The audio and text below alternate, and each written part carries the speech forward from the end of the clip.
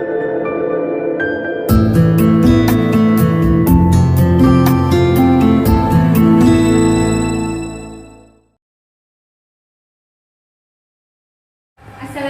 warahmatullahi wabarakatuh, Bapak Guru hebat. Terima kasih atas waktu yang telah diberikan kepada saya untuk menyampaikan mengenai diseminasi budaya positif ya Bapak Ibu Guru. Nanti akan saya sampaikan ada 6 materi yang akan saya diskusikan bersama-sama dengan Bapak Ibu Guru.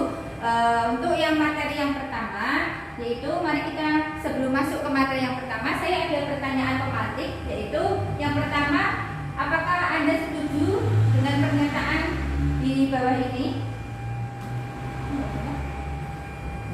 Yang pertama yaitu hukuman dapat mendisiplinkan anak. Menurut Bapak Ibu, apakah hukuman itu dapat mendisiplinkan anak?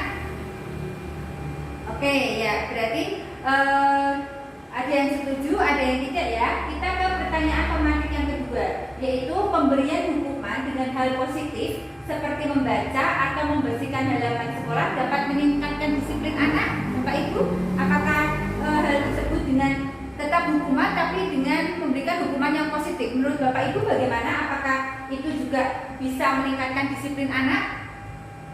Baiklah, oke, untuk yang pertanyaan pematik yang ketiga, yaitu memberi penghargaan dapat meningkatkan motivasi belajar anak. Apakah Bapak Ibu setuju dengan kita memberikan penghargaan berarti dapat meningkatkan motivasi belajar anak?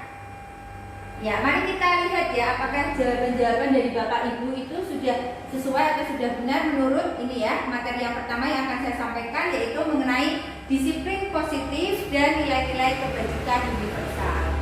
Nah, sebelum materi lebih lanjut, silakan nanti Bapak Ibu praktekkan bersama-sama mengenai kegiatan kepala tangan ini ya. Saya bacakan dulu cara mainnya. Ada A dan B, nanti silakan Bapak Ibu nanti berpasangan, Anda dan teman Anda, kemudian sobeklah secari kertas kecil, tuliskan benda atau sesuatu yang sangat berharga untuk Anda. Kemudian letakkan di salah satu tangan Anda dan genggam benda atau sesuatu tersebut dengan segala daya. Buatlah sebuah kepala. Kemudian untuk yang teman Anda yang jadi B, itu akan mencoba dengan sekuat tenaga dengan berbagai cara untuk meminta Anda memberikan benda tersebut. Nah, yang dilakukan teman Anda yang B itu bisa dengan membujuk, merayu, atau bagaimana caranya menyuap atau apa saja yang bisa Anda lakukan agar teman Anda yang si A nanti bisa membuka kepala tangannya.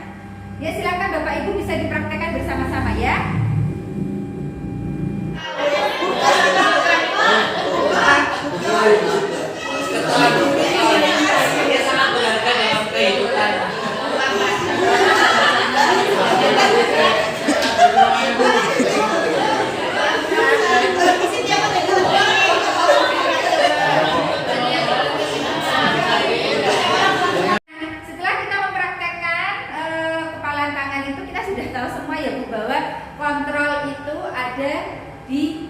Masing-masing, tidak terpengaruh oleh siapapun, karena mau membuka atau mau menutup, tetap menutup itu sesuai dengan keputusan kita ya masing-masing. Jadi orang lain tidak akan bisa mengontrol atau mempengaruhi apa yang sesuai dengan keinginan kita. Nah, paradigma teori kontrol atau ilusi kontrol disampaikan di sini bahwa ilusi guru mengontrol murid. Yang kedua, ilusi bahwa kritik dan membuat orang merasa bersalah itu dapat menguatkan karakter. Yang ketiga, ilusi bahwa semua penguatan positif, efektif dan bermanfaat. Dan yang keempat, ilusi bahwa orang dewasa memiliki hak untuk memaksa. Jadi kita itu kadang merasa kita itu bisa mengontrol murid-murid kita, padahal hal tersebut bisa saja salah ya Bapak Ibu. Kita harus kadang kita tidak bisa mengontrol murid-murid kita karena murid-murid kita itu mempunyai prinsip sendiri-sendiri. Nah, sebenarnya apa makna disiplin? Makna disiplin itu berasal dari bahasa Latin yaitu disiplina yang artinya belajar. Makna asal dari kata ini berkonotasi dengan disiplin diri dari murid-murid Sokrates dan Plato. Disiplin diri membuat orang menggali potensinya menuju sebuah tujuan apa yang dia hargai. Namun, dalam budaya kita, makna kata disiplin telah berubah menjadi sesuatu yang dilakukan seseorang pada orang lain untuk mendapatkan kepatuhan. Kecenderungan umum adalah menghubungkan kenyamanan, bukan dengan apa yang kita hargai atau pencapaian suatu tujuan yang mulia. Nah, kemudian seseorang itu melakukan sesuatu itu pada dasarnya mempunyai nilai-nilai kebajikan yang universal. Nah, apa itu nilai-nilai kebajikan universal? Nilai-nilai kebajikan adalah sifat-sifat positif manusia yang merupakan tujuan mulia yang ingin dicapai setiap individu. Nilai-nilai tersebut bersifat universal dan lintas bahasa, suku, bangsa, agama maupun latar belakang. Nah, setiap perilaku atau perbuatan itu selalu memiliki suatu tujuan. Kita juga setiap kali melakukan suatu perbuatan atau perilaku pasti kita juga mempunyai tujuan. Begitupun dengan murid-murid kita. Nah, dengan mengaitkan nilai-nilai kebajikan yang dimiliki seseorang, maka motivasi intrinsiknya akan terbangun sehingga menggerakkan motivasi dari dalam untuk dapat mencapai tujuan mulia yang diinginkan. Kemudian nilai-nilai kebajikan yang ingin dicapai oleh setiap anak Indonesia itu sudah kita kenal dengan profil pelajar Pancasila, yaitu disini ada beriman, bertakwa kepada Tuhan Yang Maha Esa dan berakhlak mulia, mandiri, bernalar kritis, berkebinekaan global, bergotong royong, dan yang terakhir yaitu kreatif. Nah, Bapak Ibu, kita lanjutkan kembali untuk materi yang kedua, yaitu mengenai teori motivasi, hukuman, dan penghargaan serta restitusi. Teori motivasi perilaku manusia itu ada 3, yaitu motivasi eksternal, motivasi internal atau tujuan disiplin. Nah, motivasi eksternal itu apa? Yaitu motivasi yang dari luar, yang muncul dari luar, dipengaruhi oleh dari luar. Untuk menghindari, nah motivasi eksternal itu apa? Itu biasanya dilakukan untuk menghindari ketidaknyamanan atau hukuman. Nah, apa yang terjadi apabila saya tidak melakukannya?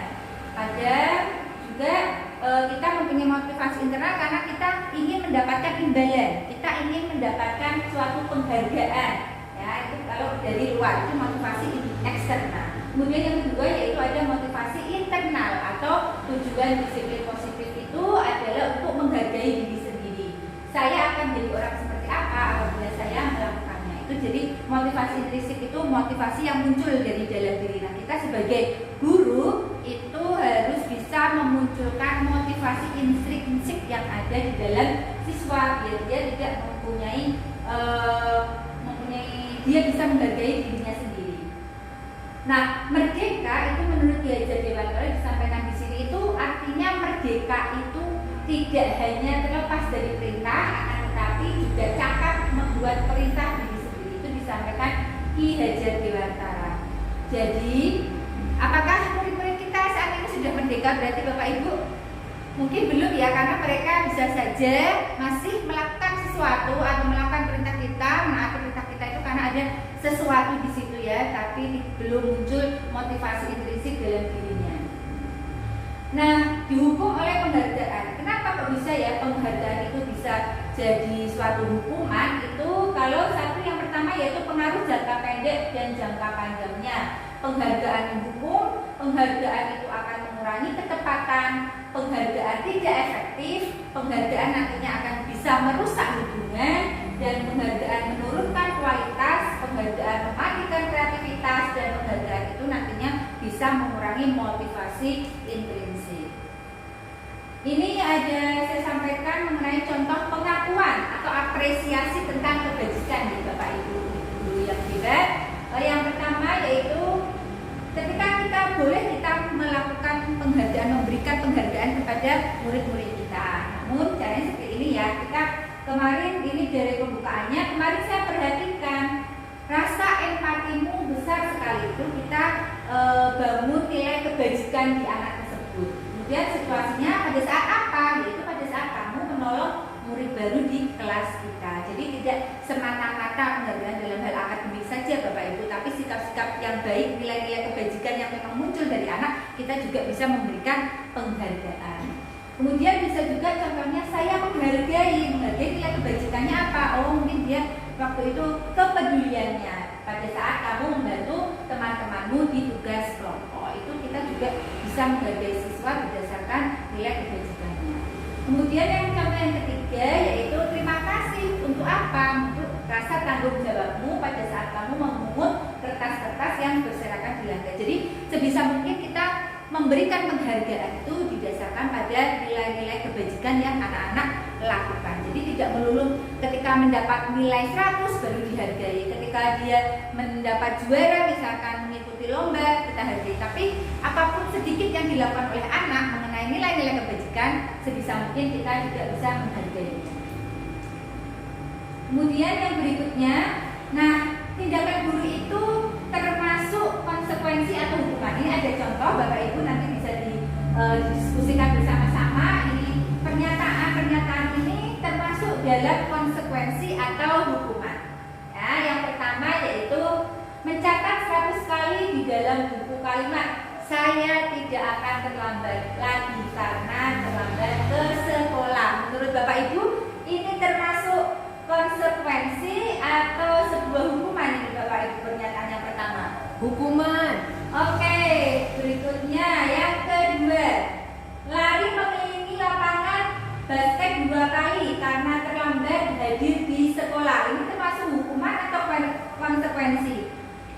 Oke, ya betul sekali Ibu, itu adalah termasuk hukuman. Kemudian yang berikutnya yaitu murid diminta untuk push up 15 kali karena tidak menggunakan masker ke sekolah.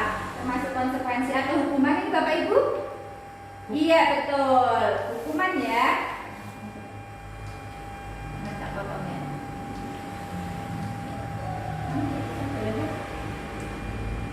Nah, kemudian setelah tadi kita pernyataan-pernyataan itu berarti Bapak Ibu sudah semakin jelas ya mengenai perbedaan mengenai hukuman dan konsekuensinya. Nah, di sini akan saya jabarkan kembali apa perbedaan dari hukuman dan konsekuensi. Untuk hukuman, biasanya hukuman itu adalah sesuatu yang menyakitkan harus terjadi. Yang kedua, biasanya hukuman itu akan membuat anak sakit, baik sakit fisiknya maupun sakit hatinya. Ini yang bahaya ya Bapak Ibu, kalau ketika anak sakit hatinya itu sembuhnya itu agak lama ini ya Bapak Ibu. Kemudian hukuman itu biasanya waktunya lama dan anak akan, kalau kita sering memberi hukuman kepada anak, anak akan merasa atau membenci kedisiplinan.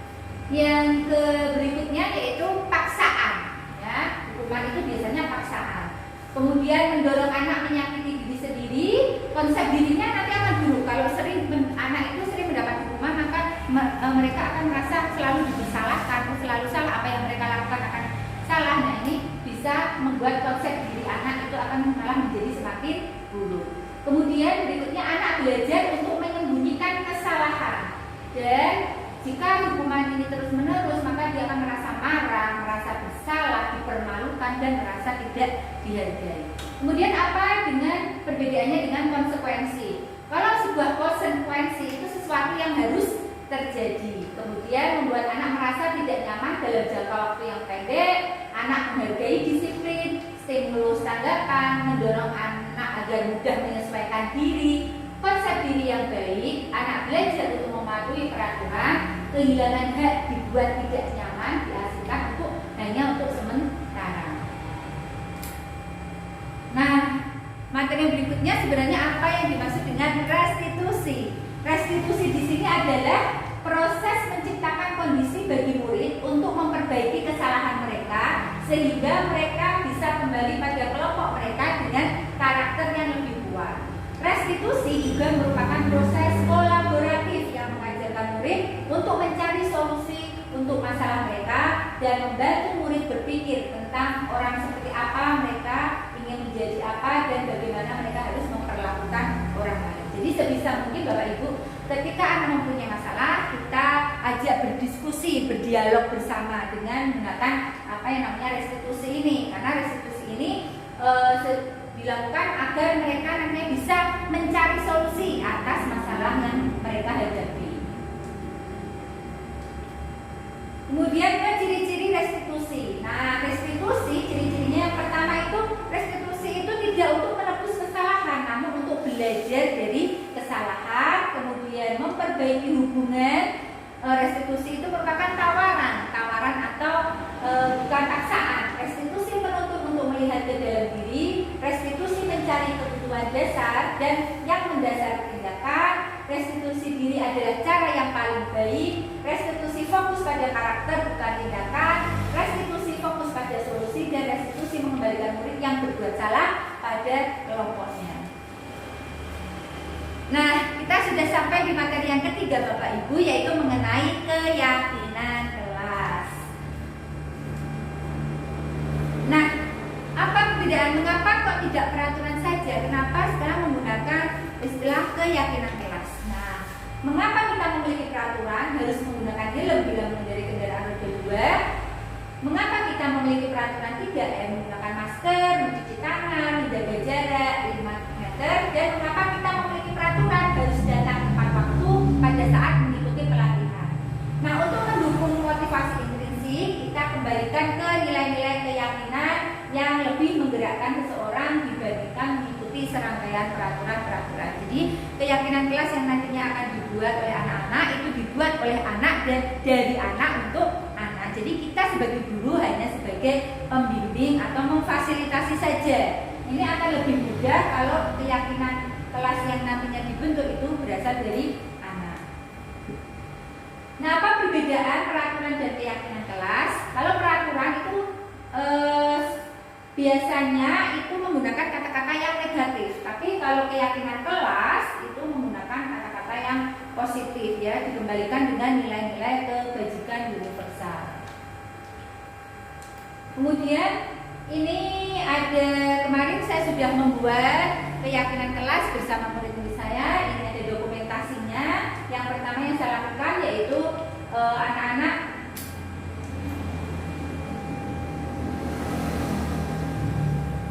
saya bagikan kertas post-it, kemudian anak-anak menceritakan bagaimana kelas impian yang mereka inginkan. Kemudian ditempel, kemudian saya bersama anak-anak akan mengelompokkan mana nilai-nilai kebajikan yang sudah sama dan membuat keyakinan kelas. Berikutnya ini saya akan tampilkan video keyakinan kelas yang sudah saya buat. Silakan bisa disimak Bapak Ibu. Ini setelah saya membagikan kertas post-it, kemudian anak-anak maju ke depan untuk menempelkan kertas post-it tadi di papan tulis.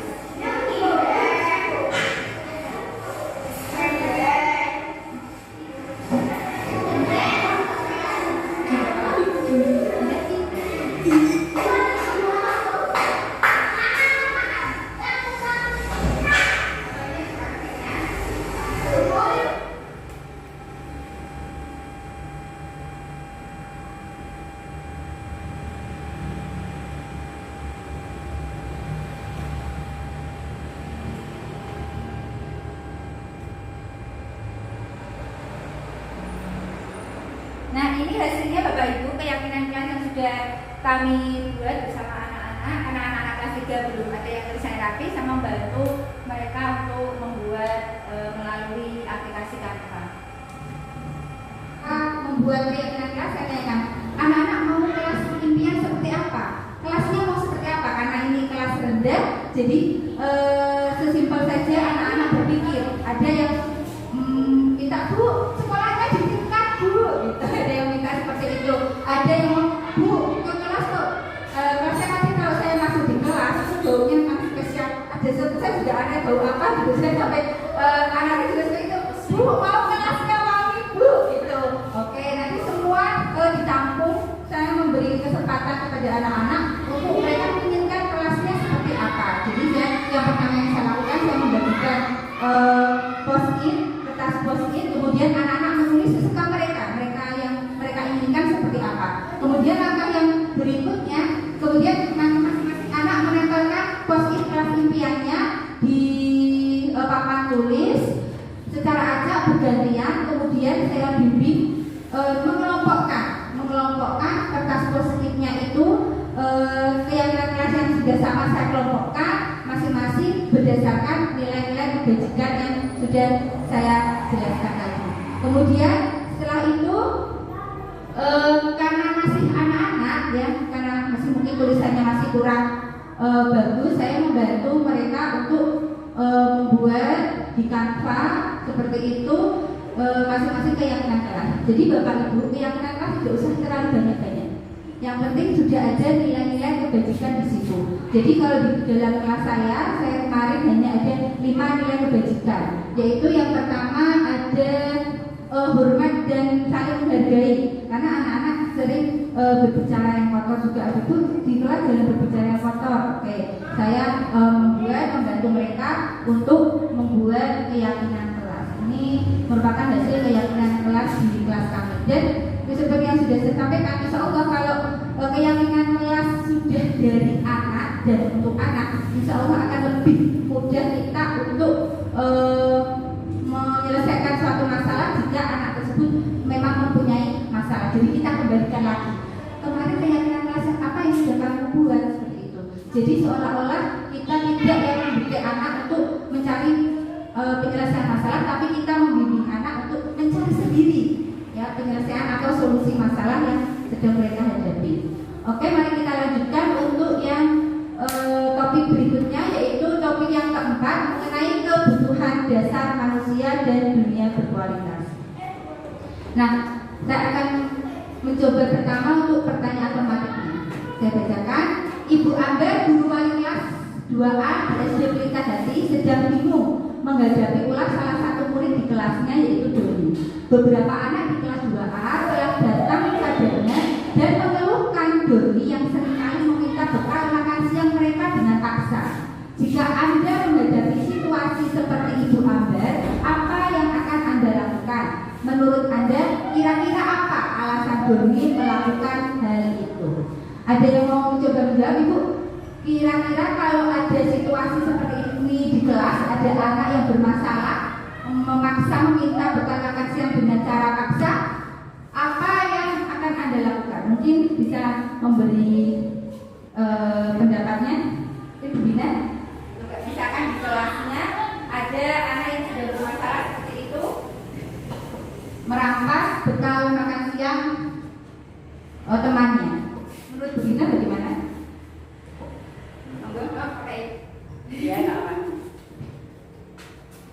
Ya, kalau saya membayangkan di kelas ada kejadian seperti itu, mungkin ini Doni saya panggil secara terpisah terlebih dahulu untuk klarifikasi.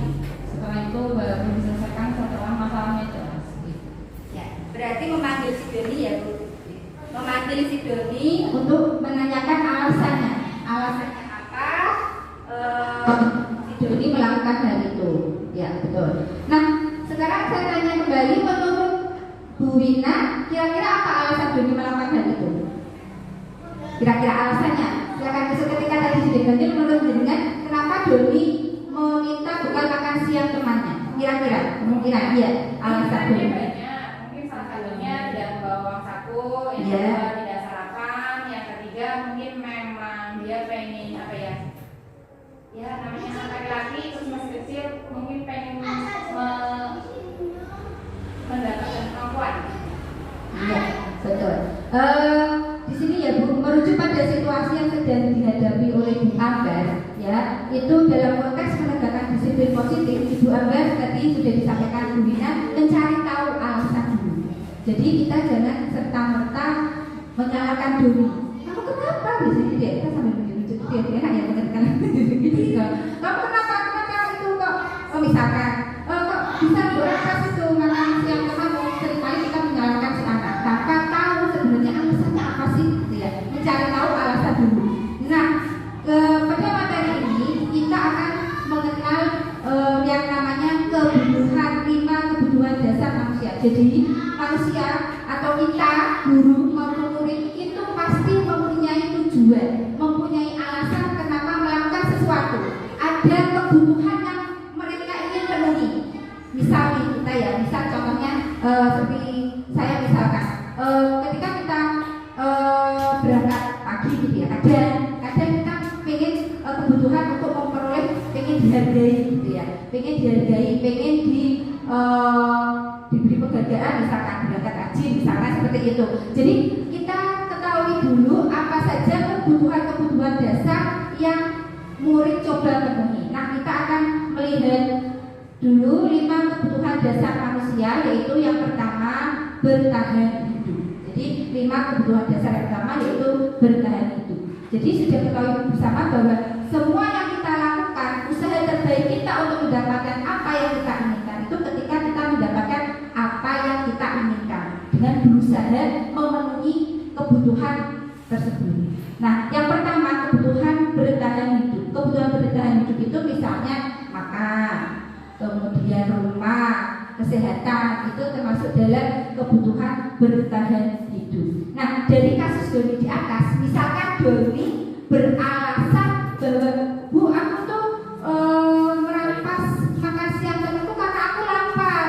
Nah, berarti kebutuhan yang ingin dipenuhi oleh Doni adalah kebutuhan bertahan hidup karena dia merasa lapar tadi. Nah, kemudian berikutnya kebutuhan yang kedua yaitu kasih sayang dan rasa diterima, yaitu kebutuhan untuk diterima. Diterima oleh siapa? Bisa saja dengan temannya, bisa juga dengan kalau kita dengan pasangan hidup kita, atau mungkin dengan lingkungan atau masyarakat kita. Nah itu. Jadi kebutuhan ini tuh keinginan untuk tetap terhubung dengan semuanya itu. Maka mereka merasa bahwa kasih sayang dan rasa diterima. Jadi tadi yang permasalahan Doni, ketika ditanya alasan Doni itu merampas bekal makanan temannya itu karena dia biar orang tuanya datang ke sekolah, ya, atau mungkin dia gurunya perhatian dengan dia. Maka kebutuhan Doni, dia merasa ingin diterima, merasa ingin kasih sayang, mendapat perhatian,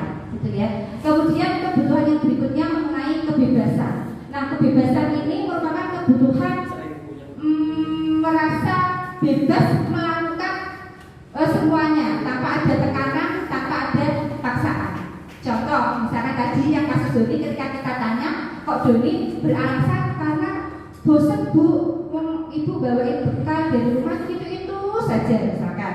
Makanya aku merampas punya temanku karena aku pengen merasakan makanan yang lain. Nah itu Doni merasa bebas, pengen bebas merasakan makanan dari temannya. Kemudian kebutuhan yang berikutnya yaitu kebutuhan akan kesenangan. Kalau kesenangan di sini yaitu kebutuhan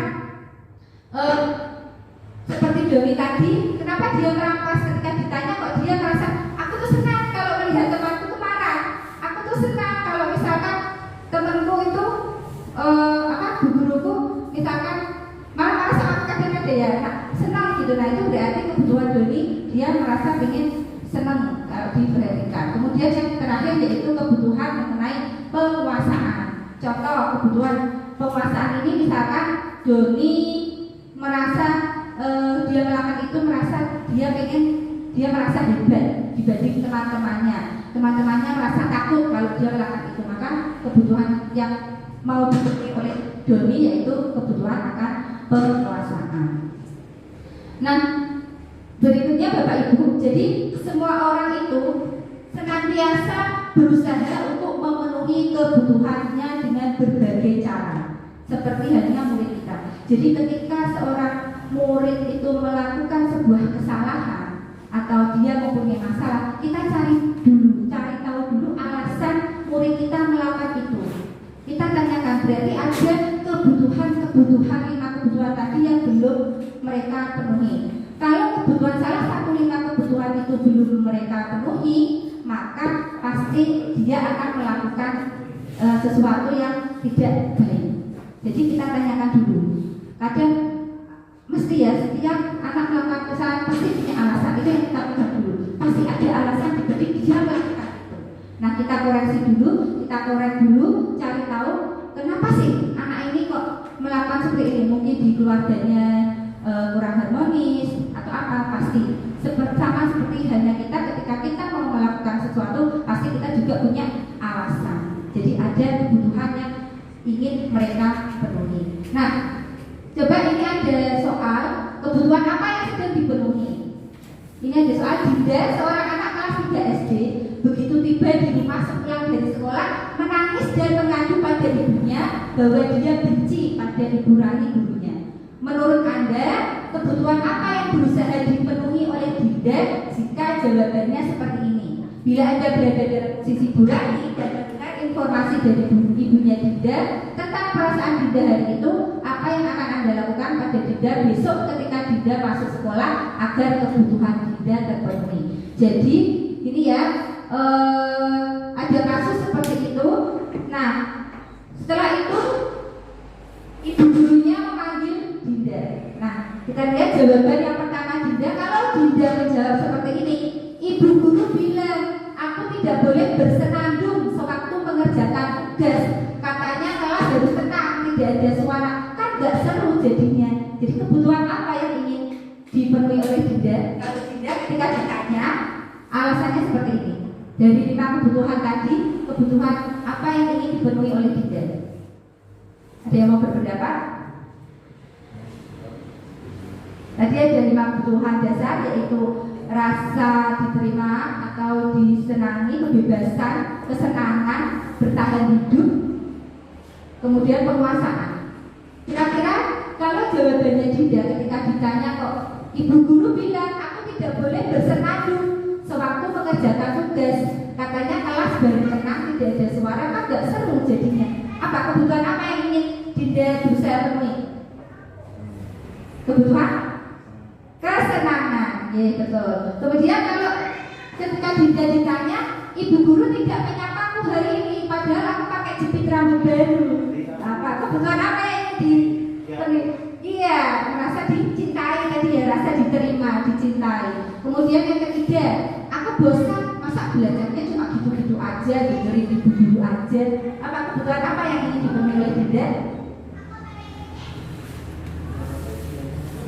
Kebebasan ya. Jadi ketika anak-anak melakukan suatu masalah, kita cari dulu kebutuhan apa yang ingin mereka penuhi. Nah, ini Glaser, yaitu salah satu ilmuwan yang menyatakan bahwa kapasitas untuk berubah ada dalam diri kita. Jika kita dapat mengidentifikasi kebutuhan apa yang mendorong perilaku kita, maka perubahan perilaku positif dapat dimulai dengan mencari solusi untuk memenuhi kebutuhan tertentu dengan cara yang positif. Jadi ketika kita bisa memenuhi kebutuhan anak, kita tahu kebutuhan anak ini apa, maka mereka pun akan berusaha untuk memenuhi kita atau membantu anak itu untuk berusaha memenuhi kebutuhan yang mereka ingin penuhi. Tapi ketika kita tidak bisa memenuhi kebutuhan yang anak-anak inginkan, maka mereka akan berperilaku yang tidak baik atau melanggar dengan nilai-nilai kebajikan. Berikutnya nanti akan saya bagikan. Jadi ini untuk mengenali diri ibu bapak sekalian. Coba kalau menjadi bapak ibu ini kebutuhan apa yang ingin bapak ibu penuhi? Ini nanti ada kuesioner, silakan nanti diisi. Kalau tidak benar nanti dilingkari saja nilainya 1, kadang-kadang 3, kemudian 5 sangat benar. Nanti untuk hasilnya tidak harus sekarang, coba nanti ibu bapak isi. Besok insya Allah besok Senin atau Selasa saya beritahu. Jadi saya nanti bisa ketahui sebenarnya bapak itu membutuhkan kebutuhan yang mana. Nanti bisa diketahui dengan mengisi kuesioner ini. Harapannya ketika kita sudah tahu tentang diri kita, kebutuhan apa yang ingin kita penuhi, maka kita akan berusaha untuk mencari solusi, mencari cara bagaimana kita bisa memenuhi kebutuhan tersebut. Saya bagikan ya. Ini hanya ada 5. Nanti mungkin bisa diisi di sini, boleh di rumah, boleh, monggo. Oh, itu aja sampel.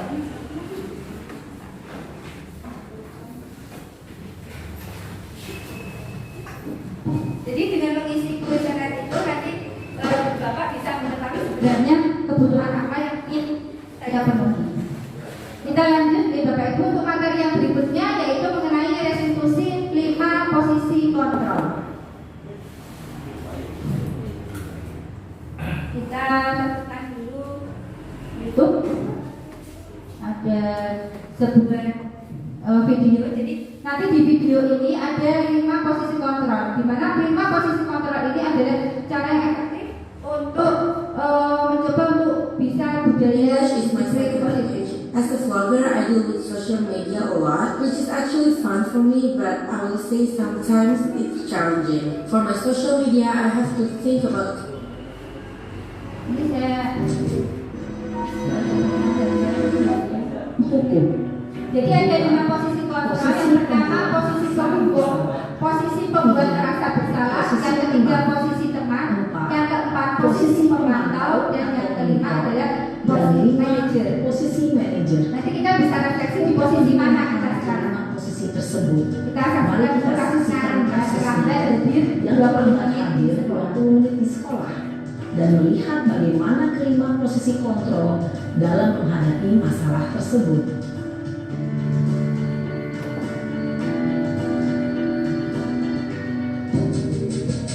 Ini ada posisi yang pertama yaitu posisi menghukum.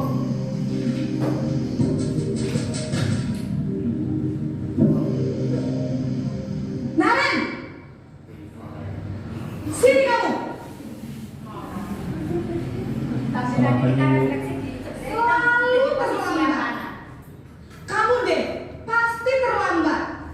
Maaf Bu, saya Apa? Apa coba? Alasan kamu apa lagi? Kapan sih kamu tidak terlambat?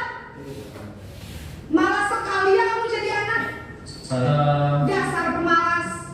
Gak kapok-kapok sih kamu. Sudah berapa kali terlambat? Sana, kamu keliling lapangan basket 2 kali. kenapa saya harus keliling lapangan basket Bu? Kenapa? Kamu melawan ibu. Berani-beraninya jawab. Sudah terlambat, masih berani jawab pula.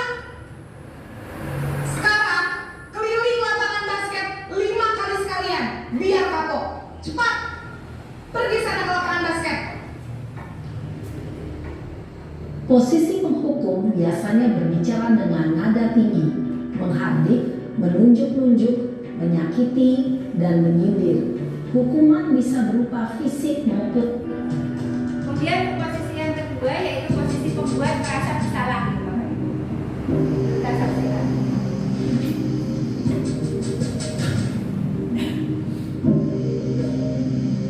Naren,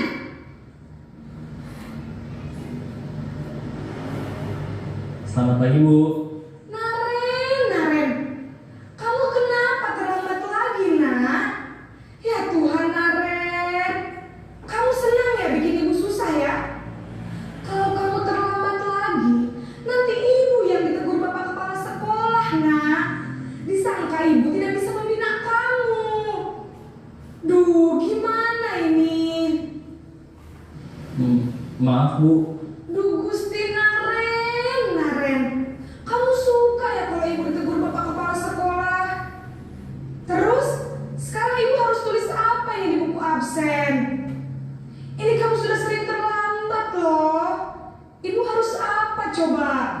maaf Bu, maaf sekali. Ya sudah, lain kali jangan bikin ibu susah lagi ya nak ya. Ibu tidak akan kuat lagi kalau kamu begini terus. Bisa jantungan kalau ibu ditegur bapak kepala sekolah. Sana cepat ke kelas.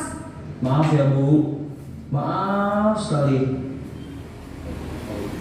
Nah itu untuk posisi sebagai pembuat Posisi merasa Bis, bersalah. Ibu saya. Kemudian yang posisi yang ketiga yaitu posisi teman.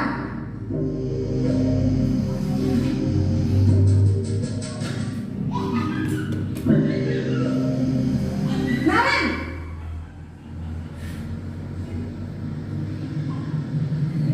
Selamat pagi Bu. wah sudah jam berapa ini nak? Terlambat lagi ya sayang. Iya Bu, habis ibu saya lupa bangunkan saya Bu. Kamu malah menyalahkan ibu kamu. Kamu bukannya anak yang larinya paling kencang. Kok terlambat sih? Iya Bu, saya memang terlambat bangun tadi. Jadi biarpun saya lari kencang, tetap gak kekejar Bu. Ya sudah sana. Nanti lain kali larinya lebih kencang lagi ya. Biar gak terlambat lagi. Bikin senang ibu. Demi ibu. Bisa kan? Bisa lah Bu. Ya sudah sana masuk kelas. Ibu beresin urusan absen kamu. Kamu ini ada-ada saja. Ini untuk posisi sebagai teman. dalam posisi Kemudian teman. yang berikutnya yaitu di posisi pemantau.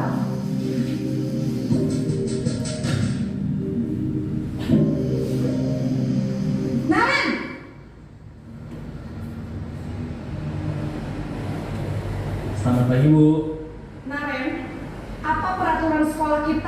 jam berapa kita harus masuk sekolah, nak? Kita harus di sekolah jam 7, Bu. Iya betul, sekarang sudah jam 7.20. Naren sudah tahu konsekuensinya jika terlambat hadir. Paham, Bu. Saya harus tinggal kelas pas jam istirahat selama 20 menit. Iya benar, konsekuensinya demikian. Jadi nanti jam 9.30 pas istirahat, kamu harus tinggal di kelas, kerjakan tugas tambahan untuk ketertinggalan kamu, ya? Baik, Bu. Kemudian untuk yang di posisi yang terakhir itu sebagai manajer. Selamat pagi, Bu. Selamat pagi, Naren. Maaf, Bu. Saya terlambat. Iya, sekolah masuknya jam 7, sekarang sudah jam 7.20. Jadi sekarang bagaimana ini, Naren? Maaf, Bu. Saya lupa setel alarm saya semalam. Baiklah, menurut kamu, keyakinan sekolah yang mana yang perlu kamu tingkatkan? Menghargai diri sendiri dan orang lain mungkin, ya, Bu. Setuju. Jadi, apakah Naren meyakini prinsip saling menghormati tersebut? Iya, Bu. Saya meyakininya. Apakah Naren bersedia memperbaiki masalah keterlambatan ini? Bersedia, Bu. Bagaimana kamu akan perbaiki masalah keterlambatan ini? Saya akan coba untuk tidak lupa menyetel alarm saya, Bu. Baik, kalau Naren lupa menyetel alarm di rumah, ada orang yang kira-kira bisa bantu mengingatkan tidak? Ada, Bu. Kakak saya, Kak Emma. Ada lagi selain Kak Emma? Selain Kak Emma, ada ibu saya. Baik, jadi yang mengingatkan Naren adalah Kak Emma dan ibu kamu, ya? Kira-kira akan mulai setel alarm kapan, Naren? Setelah pulang sekolah, akan segera saya lakukan. Baik, jadi Naren akan setel alarm untuk bangun besok pagi dan akan diingatkan oleh kakak dan ibunda Naren, ya? Ada lagi yang mungkin perlu dilakukan, Naren? Agar tidak terlambat bangun lagi. Tidak ada, Bu. Baik, Naren. Terima kasih untuk kerjasama kamu. Sekarang kamu perlu kembali ke kelas untuk belajar. Baik, Bu. Terima kasih. Ya. Posisi manajer adalah posisi kontrol yang disarankan untuk membimbing murid memiliki sikap disiplin yang positif. Ya, tadi ada 5 posisi kontrol. Sekarang kira-kira kita sedang berada di posisi yang mana, Bapak Ibu? Menurut Bapak Ibu, coba kita merefleksikan diri. Saat ini tuh kita sedang berada di posisi yang mana?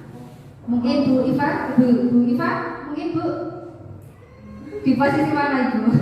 Kalau kita merefleksi diri, ya, Bu. Jadi diharapkan kita itu yang mungkin memang membutuhkan proses yang mungkin lama, tapi asalkan kita mau belajar, diharapkan kita sudah berada di posisi manajer tadi. Ya, jadi anak sudah kita tanyakan apakah keyakinan kelas yang tadi sudah dibuat, ya. Kemudian kita tanyakan juga solusinya. Kita tanya ke anak, bukan kita yang mencari solusi, tapi anak nanti yang diupayakan untuk mencari solusi untuk dirinya sendiri. Jadi kita nanti bisa belajar bersama. Nah, tadi yang di posisi yang pertama, posisi kontrol yang pertama yaitu seperti penghukum tadi, ya, guru itu senantiasa mengancam, ya, Kak, mengancam, menyalahkan. Kira-kira kalau kita di posisi kontrol sebagai penghukum, bagaimana perasaan anak kita, Pak? Kalau kita penghukum seperti itu, kira-kira seperti apa perasaan murid-murid kita? Apa yang akan mereka rasakan kalau kita telat lagi, kemarin telat, sekarang telat lagi, kamu ini ya nggak bisa kok berangkat. Nah, terus apa yang akan bagaimana perasaan murid kita kalau kita sebagai posisi kontrol, sebagai penghukum? Ada yang mau berpendapat? Anak akan merasa seperti apa, Pak? Ya, seperti apa? Mungkin merasa No battery, please charge. monggo, bagaimana perasaannya? Mungkin murid akan bagaimana, Pak? Dendam tidak kalau kita menghukum anak? Mungkin dendam, ya, tidak suka dengan gurunya, mungkin, ya, seperti itu. Anak akan malah semakin agresif, ya, mungkin semakin dia lalu melakukan ini, ya, mesti disalahkan. Ada perasaan seperti itu. Kemudian di posisi yang kedua, kalau pembuat merasa bersalah, nada suaranya sih kayak kamu tuh sudah bikin ibu guru kecewa, ibu guru sedih kamu melakukan itu. Kayaknya saya juga masih sering melakukan itu. Membuat anak merasa bersalah gitu. Tuh kan, Bintang kecewa, kamu kenapa tadi sudah dibilangi, Bintang sedih lah gitu ya. Kadang kita masih seperti itu. Nah itu kalau anak, bagaimana perasaan mereka jika ditegur seperti ini coba? Mungkin mereka juga akan merasa bersalah. Kemudian apa? Karena merasa bersalah, perasaannya oh ini sudah mengecewakan bapak ibu guru gitu ya. Jadi murid akan berusaha untuk membahagiakan orang lain, tapi mereka tidak memikirkan dirinya sendiri. Kemudian untuk yang posisi sebagai teman, nah ini juga teman, nadanya menggunakan akrab gitu ya, rasa ya teman gitu ya, bercanda, bahasa tubuhnya juga nggak apa-apa gitu. Tolong bantu ibu ya, kamu sudah jadi anak yang baik, kita senantiasa menjadi teman untuk mereka. Nah hasilnya apa bapak ibu kalau murid kita di posisi kontrol sebagai teman, murid mungkin juga akan akrab ya akan akrab, tapi hanya untuk guru itu, hanya untuk guru tertentu yang mereka akrab. Tapi kalau misalkan dengan guru yang lain, belum tentu akan bersikap yang sama. Kemudian yang posisi sebagai pemantau, posisi sebagai pemantau ini sudah disiplin positif, sudah mengarah ke disiplin positif, yaitu pemantau, dan diharapkan nanti kita bisa ke yang di posisi manajer. Ini sudah mengarah ke disiplin positif. Jadi kalau di posisi manajer, posisi pemantau, anak sudah tahu konsekuensinya. Dia datang terlambat, konsekuensinya apa nak? Berarti harus tadi misalkan nanti pulangnya agak terakhir gitu. Jadi itu di posisi pemantau. Kemudian yang terakhir yaitu di posisi manajer. Nah di posisi manajer ini sebenarnya enak sekali bapak ibu. Kenapa kok enak ya? Jadi tadi diawali kita membuat keyakinan kelas. Jadi kita tadi kan sudah membuat keyakinan kelas yang sudah kita tempel dan anak-anak sepakati bersama. Jadi ketika anak melakukan kesalahan, ketika dia melakukan kesalahan, kita kembalikan keyakinan kelas. Keyakinan kelas mana yang belum kamu penuhi, kita tanyakan seperti itu saja kepada anak. Kemudian nanti anak akan menjadi yang ini bu. Nah kalau sudah tahu, berarti kamu ingin menjadi anak yang seperti apa, kita tanyakan kembali. Kalau seperti ini, kamu harusnya bagaimana nak untuk solusinya? Apa yang bisa kamu lakukan untuk menyelesaikan masalah ini? Kita hanya tinggal membimbing saja. Jadi anak-anak yang berusaha untuk menyelesaikan masalahnya sendiri. Jadi bukan kita yang mencari solusi, tapi anak sendiri yang nanti mencari solusinya. Nah berikutnya yaitu, ini materi yang terakhir bapak ibu, yaitu mengenai segitiga restitusi. Jadi di posisi manajer ini kita akan menggunakan yang namanya segitiga restitusi. Nah segitiga restitusi itu ada 3 tindakan yang harus kita lakukan. Yang pertama yaitu menstabilkan identitas. Jadi di poin yang pertama, di yang menstabilkan identitas itu, yaitu ada kita melakukan.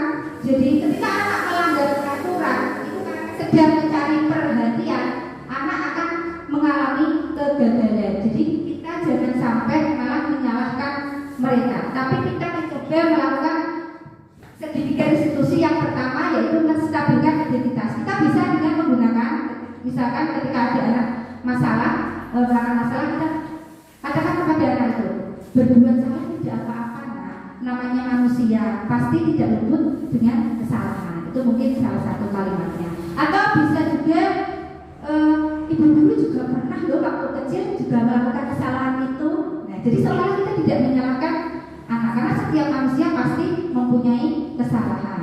Kemudian juga bisa menstabilkan identitas. Kita juga bisa menanyakan kepada anak, kamu berhak merasa seperti itu, gitu ya. Terus juga bisa, yuk kita bisa kok sama-sama menyelesaikan masalah ini. Gitu. Ini di poin segitiga tindakan yang pertama, yaitu menstabilkan identitas. Berikutnya setelah kita bisa menstabilkan identitas, kemudian kita ke tindakan yang berikutnya, yaitu validasi tindakan yang salah. Kita bisa menggunakan di validasi tindakan yang salah, kita bisa mengucapkan kata-kata, oke, ketika sudah ya, ketika kita menstabilkan identitas, setiap orang pasti kok pernah melakukan kesalahan. Tapi ini, padahal kamu bisa loh melakukan yang padahal kamu bisa melakukan yang lebih buruk dari ini ya, gitu. Atau bisa juga kamu pasti punya alasan melakukan ini, gitu. Nah, setelah kita menanyakan alasannya di segitiga yang berikutnya, kita bisa menanyakan. Nah, ini kembalikan lagi ke menanyakan keyakinan kelas. Jadi kita bisa menanyakan kepada anak tersebut apa yang kita percaya, apa nilai-nilai yang sudah kita sepakati bersama. Nah, kamu ingat keyakinan kelas yang sudah kita buat? Biasanya anak-anak akan tahu sendiri Bapak. Ketika yuk keyakinan kelas mana yang belum kamu penuhi, itu nanti mereka akan menjawab. Nah, kalau sudah tahu harus bagaimana, kamu ingin menjadi orang yang seperti apa, gitu. Kemudian kita tanyakan lagi, oke, menurutmu kita harus bagaimana? Kamu harus bagaimana untuk menyelesaikan masalah ini? Nah, nanti juga anak akan menjawab pertanyaan tersebut. Oke, jadi di sini di poin yang segitiga diskusi kita mencoba mengobrol, berdiskusi kepada anak. Kita tidak serta-merta menyalahkan anak. Bahwa setiap anak itu kalau melakukan kesalahan mesti ya salah, belum tentu seperti itu. Kita bisa mencari latar belakang, mencari alasan anak tersebut melakukan sebuah kesalahan. Karena satu itu tadi, ada kebutuhan yang belum mereka penuhi, ada kebutuhan yang ingin mereka penuhi, sehingga karena tidak tahu harus bagaimana, mereka melakukan tindakan yang melanggar nilai-nilai kebajikan tersebut. Nah, Bapak Ibu, saya ingin praktek ya. Misalkan ini ada kasus ya, sebelum saya menutup diskusi kita. Ini ada kasus, nanti praktek ada yang jadi murid, ada yang jadi guru, praktek mengenai segitiga diskusi. Mungkin ada 2 tokoh saja mau jadi murid, monggo perwakilan murid jadi guru. Nanti ini ada skenario-nya. Bu Wina sama Bu Fatma. Siapa yang mau jadi guru? Ini ada gurunya nih. Ini Bu Fatma gurunya ya. Bu Fatma gurunya, Bu Wina muridnya. Silakan.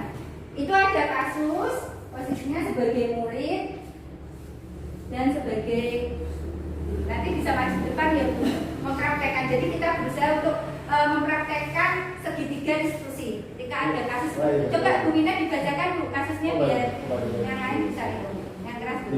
Kasus A, Anda bernama Ali. Laki-laki ini Ali. Ya, silakan lagi. Ya. Coba dibacakan. Saya mau mengenalkan. Ya, coba.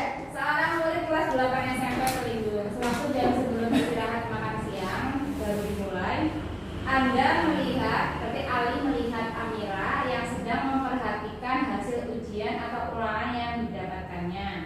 Ali menghampiri Amira dan bertanya, berapakah nilai yang didapatkannya? Amira menjawab, mendapatkan hasil 60.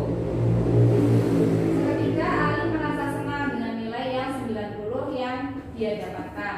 Rasa senang itu Ali keluarkan dengan mengucapkan, "Ye, nilai saya lebih bagus dari kamu.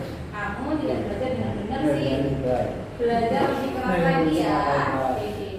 Dengan ada Amira yang mendengar itu langsung tiba-tiba terlihat sedih dan terlihat mulai menangis. Anda langsung merasa bersalah, namun menyadari ada teman lain yang masuk ke dalam kelas.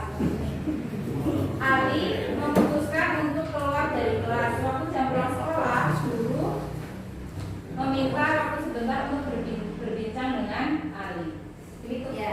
Jadi kasusnya si Ali tadi mendapat nilai yang bagus ya di kelasnya, terus dia merasa sombong dengan mengejek temannya loh, ya. Kalau nilaiku bagus, kamu sih nggak bisa itu ya. Dia mengatakan kepada Amira. Kemudian karena dikatakan seperti itu, Amira merasa nangis jadi ya Amira nangis, kemudian nangis. Nah, gurunya namanya siapa Bu? namanya Fatma. Bu gurunya Bu Fatma kemudian mendatangi si Ali dan melakukan segitiga restitusi.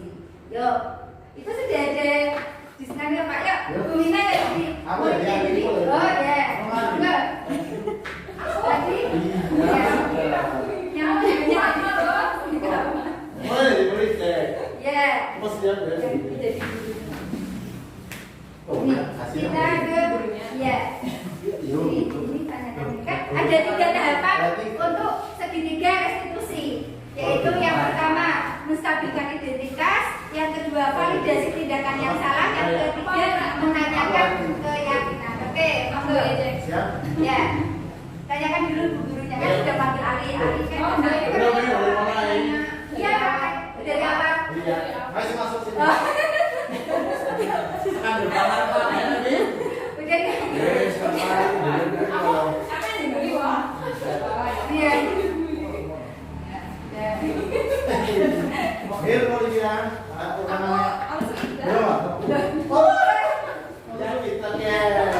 Jangan sama dulu.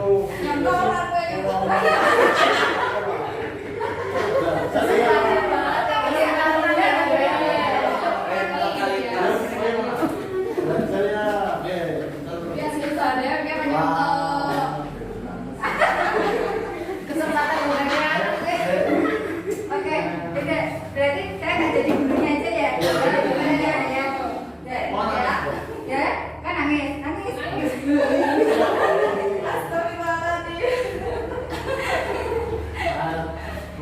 Ya, aku sudah menangis ceritanya. Ya, udah nangis. Terus gurunya manggil Ali ya kan? Ya. Ya. Terus Ali dipanggil oleh Ali, sini Ali. Ya. Mana tadi itunya? Kenapa saya juga enggak? Kalau apa Yang gurunya tadi itu benar. pikir kan juga. Ali kesini Ali. Ya. Coba ceritakan kenapa si Amira tadi menangis. Anu tadi itu saya dapat 90. Ya. Amira itu dapat 60. Terus? Ya, menurut saya 60 itu pertama masa kalau kan soal kan itu Oh iya.